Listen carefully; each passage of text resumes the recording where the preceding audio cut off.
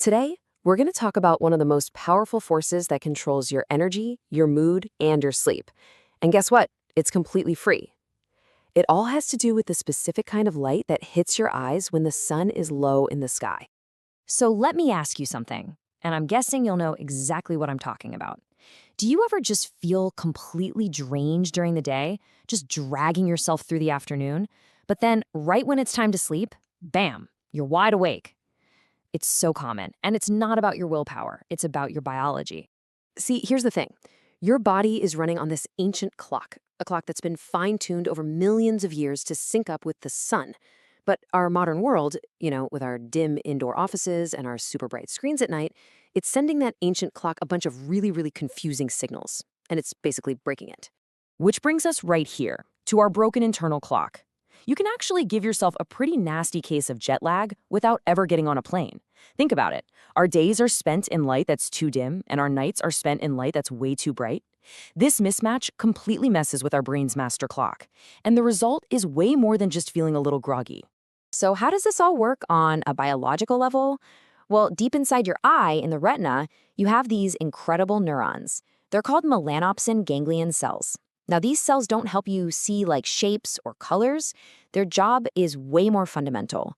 They're basically the brain's light meter, and their only job is to count photons of light to tell your internal master clock what time it is. And here's where it gets really, really cool. These special cells, they're not just looking for any kind of light. Oh no. They are specifically programmed to look for a very particular light code that nature sends out every single day. And here is that code. When the sun is low in the sky, we're talking sunrise and sunset, the light has a really high contrast between blue and yellow wavelengths. That specific contrast is the most powerful wake-up signal your brain can get.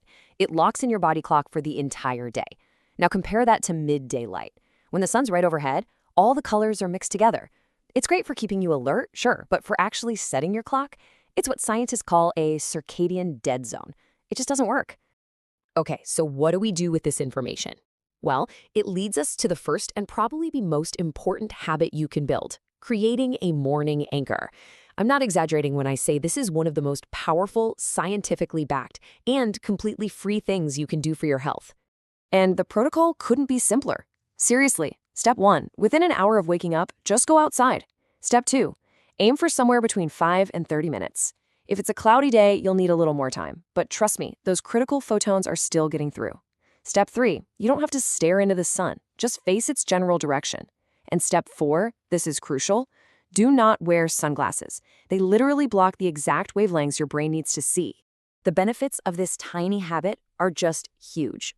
It correctly times your morning cortisol peak, which is exactly what you want for a healthy jolt of energy. It boosts your mood and focus for the rest of the day, and it directly improves how well you sleep that night. Oh, and one more thing. You absolutely cannot get this benefit through a window or from a screen. The glass filters out the good stuff. You have to be outside. Okay, so that's the morning. Now let's jump to the other end of the day and talk about the sunset buffer. Because just like morning light anchors the start of your day, the light at sunset sends another critical signal, this time preparing your brain for what's about to happen. This is pretty amazing. Research shows that if you view that low-angle sunlight in the evening, it basically acts like a shield or an inoculation against the bad effects of artificial light later that night. It can actually cut the melatonin-suppressing effects of nighttime light in half. You're basically telling your brain, hey, the day's officially over, let's get ready to wind down. And that brings us to the final, and for many of us, the hardest part of this whole equation, mastering artificial night.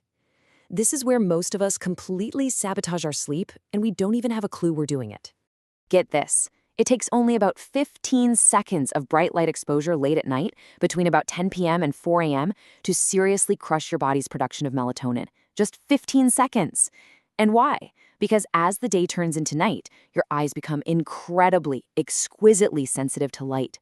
That quick check of your phone or a trip to a bright bathroom can scream, "Wake up, it's daytime," to your brain at the absolute worst possible time. And it's a real double whammy. It's not just that bright light at night blocks your sleep hormone melatonin, it also causes the wrongful release of cortisol, your main daytime stress and alertness hormone. And that right there is the perfect recipe for feeling tired but wired. Your body is getting signals to be sleepy and stressed out at the exact same time. It's no wonder we can't sleep. So, what's the game plan? First, dim your lights as much as you safely can. Second, try to have your light sources low in the room, not overhead. The activating cells in our eyes are mostly in the lower part of our retina, so they're looking up. Overhead light is especially bad. Third, switch to red light bulbs. They don't have to be fancy, even cheap red party lights from the dollar store work, because they get rid of those activating blue wavelengths. And finally, you gotta deal with your screens. And on that subject, this is a really important point. The standard night mode on your phone probably isn't cutting it. The real game changer is to use a specific accessibility shortcut on your phone. It's usually just a triple click of a button to get rid of all the blue and short wavelength light. This is, and I quote, vastly superior for your biology. Let's just put them side by side. Your standard night mode just kind of warms up the screen color a bit. It reduces some of the blue light. It's a slight improvement, I guess. But that accessibility shortcut, that is a complete biological signal change. It eliminates all of the activating short wavelength light that messes with your melatonin and cortisol. It's free, it's powerful, and it's already built into your phone. Okay, so let's put this all together. Let's create a simple daily light reset. This isn't about buying expensive gear or crazy supplements. This is just about using the powerful and, again, free signals that nature gives us every day. Here it is, your 3-step daily light reset. It's so simple. Morning, you anchor your clock by getting outside and viewing that low solar angle sunlight. Evening, you buffer your system against artificial light by viewing the sunset. And night, you protect your sleep by dimming everything down using red light and completely blocking that activating blue light from all your screens.